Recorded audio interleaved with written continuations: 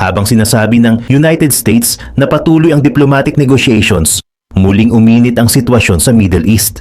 Iniulat ang pag-atake ng Iranian Revolutionary Guards sa isang American military base sa Kuwait, habang isang cargo vessel naman ang tinamaan ng hindi pa nakikilalang bagay malapit sa Strait of Hormuz. Kasabay nito, nagbabala si President Donald Trump na nauubos na ang panahon ng Iran para tanggapin ang isang kasunduan. Ngunit sa halip na umatras, patuloy umanong inililipat ng Tehran ang kanilang military at nuclear assets sa mas protektadong mga lokasyon. Sa Washington, may lumabas ding aligasyon na isang mataas na opisyal ng American government ang nag-leak ng sensitibong military plan. Dahil dito, napilitan umanong kanselahin ang isang planadong surprise attack laban sa Iran.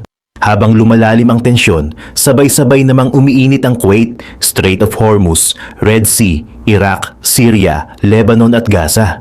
Ang malaking tanong, may tunay pa bang negosasyon o naghahanda na ang bawat panig para sa panibagong malawakang digmaan?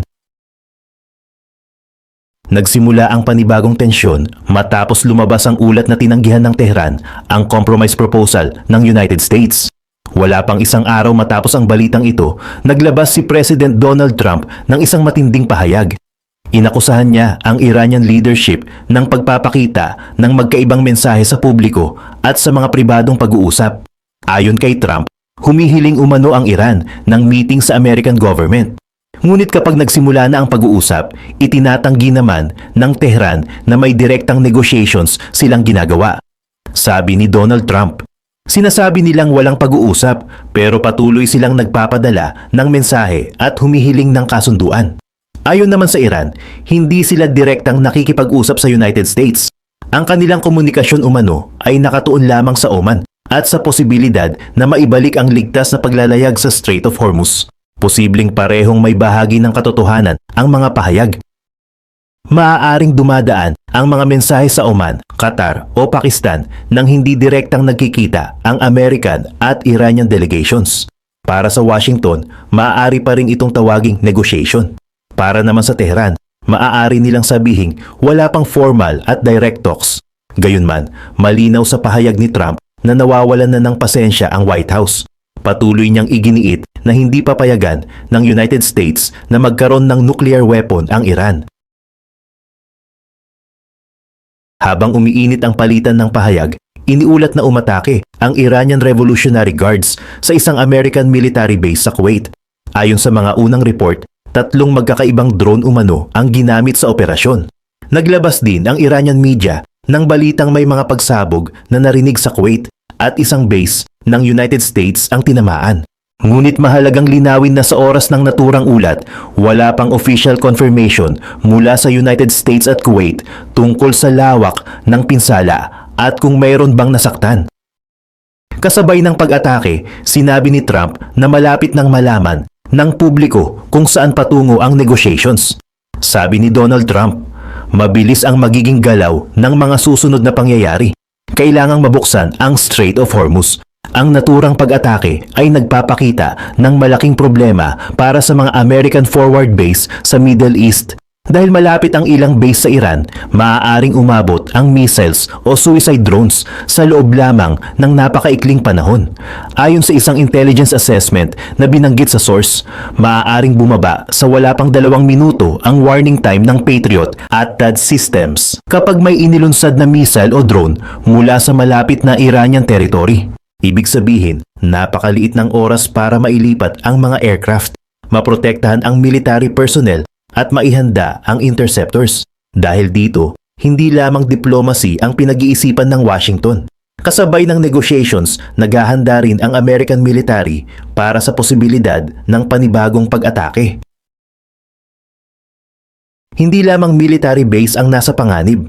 Naglabas ng advisory ang United Kingdom Maritime Trade Operations matapos umanong tamaan ng hindi nakikilalang object ang isang cargo vessel malapit sa Oman sa bahagi ng Strait of Hormuz. Walang agad na inilabas na detalye tungkol sa pinsala, pinagmulan ng object o kung may casualties sa barko. Mahalaga ang Strait of Hormuz dahil isa ito sa pinakamahalagang shipping routes para sa pandaigdigang supply ng langis. Kapag tuluyang isinara o naging delikado ang lugar, maaaring maapektuhan ang presyo ng langis, insurance ng mga barko at delivery ng energy products sa iba't ibang bansa.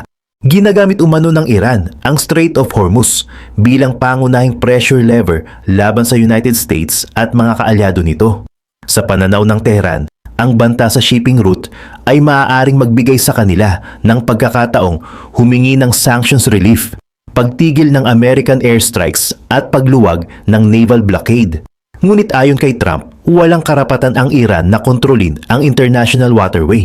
Sabi ni Donald Trump, hindi maaaring gawing gatekeeper ng Revolutionary Guards ang isang rutang ginagamit ng buong mundo. Iginiit din ng American government na kontrolado ng kanilang Navy ang seguridad sa lugar. Tinututulan nila ang anumang sistema kung saan kailangang kumuha ng permiso o magbayad ng compulsory toll sa Iran bago makadaan ang mga barko. Dito nagsimula ang mas malaking alitan. Ang pagbubukas ba ng Strait of Hormuz ay tunay na pagbabalik ng freedom of navigation o magiging paraan ito para opisyal na kilalanin ang kontrol ng Iran sa lugar? Habang problemado ang Strait of Hormuz, lumalala rin ang sitwasyon sa Red Sea.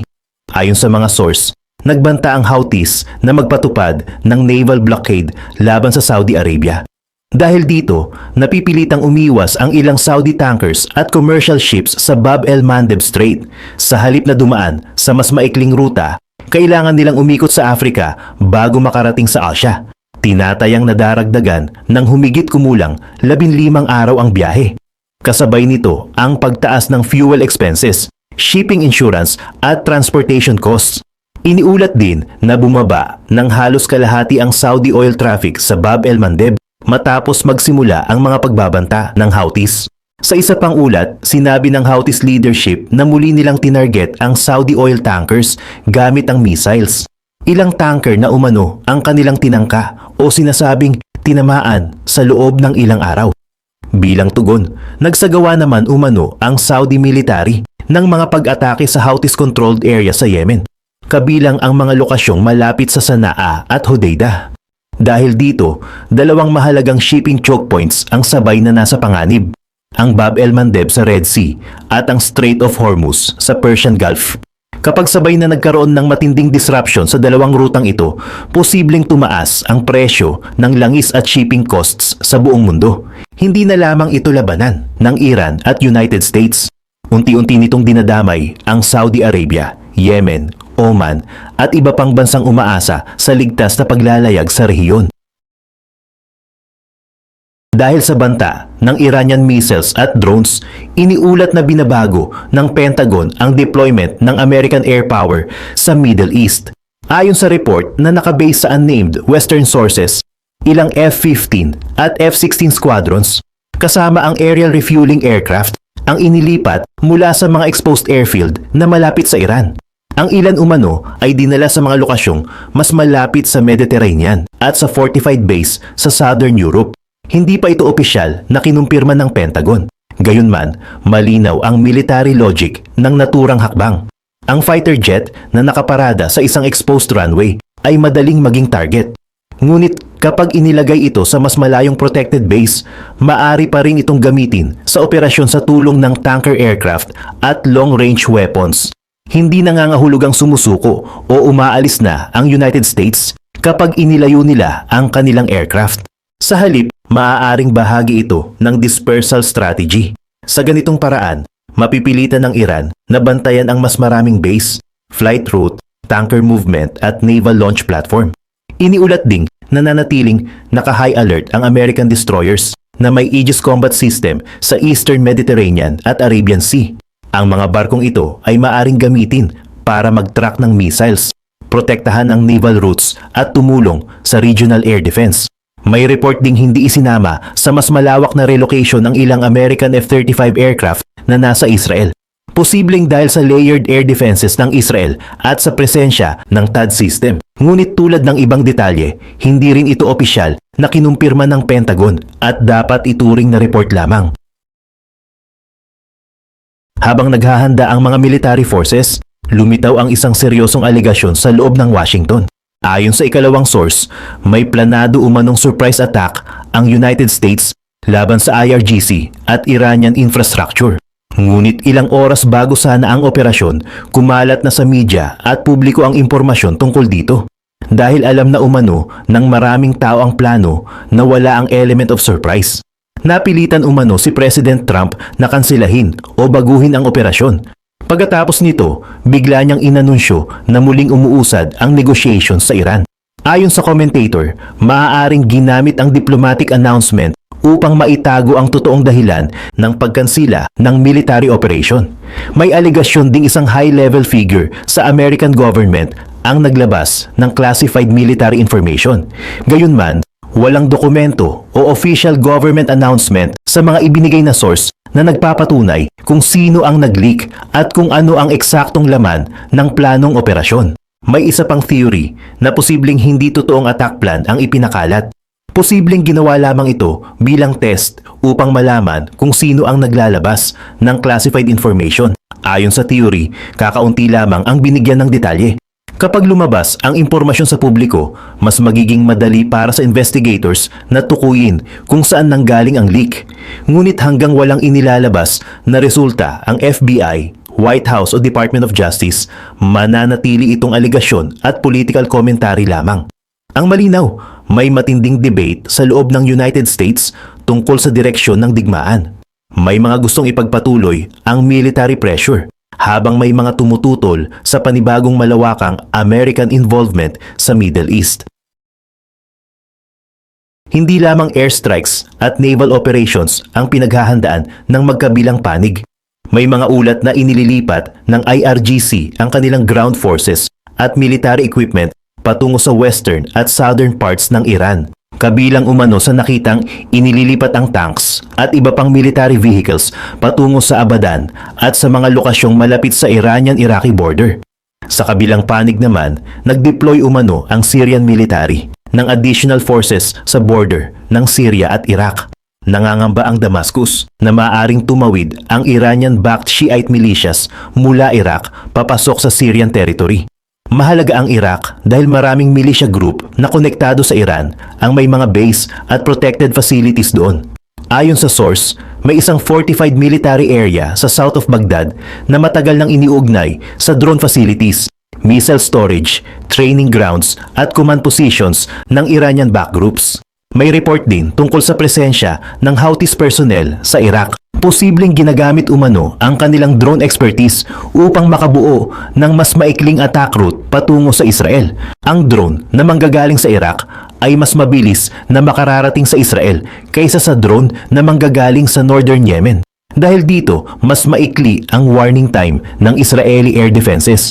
Maaari ring hati-hatiin ang operasyon. Isang grupo ang mag-assemble ng drone, ibang grupo ang maglulunsad, habang isang Iranian advisor ang magbibigay ng instruction mula sa ibang lugar. Sa ganitong sistema, magiging mahirap tukuyin kung sino talaga ang direktang responsable sa pag-atake. Kasabay nito, sinusubukan ng Syrian government na pigilan ang muling pagbubukas ng lumang Iranian land corridor mula Iran, papuntang Iraq, Syria at Lebanon. Kapag tuluyang uminit ang border area, posibleng maging bagong battlefield ang Iraq sa pagitan ng American forces, Iranian-backed militias at Syrian military. Habang tumataas ang tensyon sa Iran at Iraq, nagsagawa rin umano ang Israeli Air Force ng panibagong strikes sa southern Lebanon. Bago ang operasyon, naglabas ang Israeli military ng evacuation warning para sa mga residente ng isang lugar sa southern Lebanon. Ayon sa Israel, nilabag ng Hezbollah ang ceasefire at may mga military facility silang ginagamit sa naturang lugar. Pagkatapos ng evacuation notice, lumabas ang video ng mga pagsabog at airstrikes. May hiwalay ding report tungkol sa pag-atake sa isang tunnel system sa southern Lebanon, kung saan pinaniniwala ang may mga Hezbollah fighters na nakatago. Dahil umano sa lakas ng pagsabog, lumitaw ang posibilidad na bunker-penetrating weapons ang ginamit. Gayunman, hindi opisyal na tinukoy ang eksaktong klase ng bomba. Ang layunin umano ng Israel ay wasakin ang underground system na ginagamit para protektahan ang commanders, mag-imbak ng weapons at maglipat ng fighters sa ilalim ng bundok. Kasabay nito, patuloy din ang Israeli operations laban sa Hamas sa Gaza. Ayon sa source, may natukoy na paghahanda para sa posibleng coordinated attack mula sa north at south Hezbollah mula Lebanon at Hamas mula Gaza. Sinabi ng Israel na nadetect nila ang banta at nagsagawa sila ng preventive o targeted strikes laban sa mga posisyong konektado sa dalawang grupo.